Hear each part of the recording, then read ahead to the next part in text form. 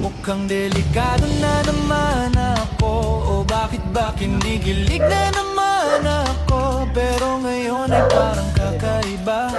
Pag nakatingin sa iyong mata, ang mundo ay kama.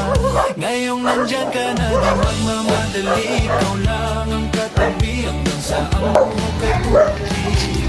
Tao po. Saan po ang bahay ni RV na Kuelo? Sa likod po.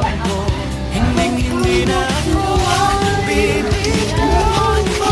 Ikaw lang ang kasayaw.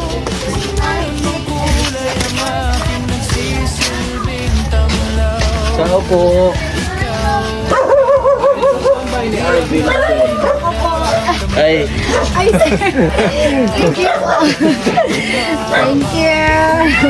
Pagkakala na po. Thank you po. Thank you po. God bless. Salamat po. Sige po.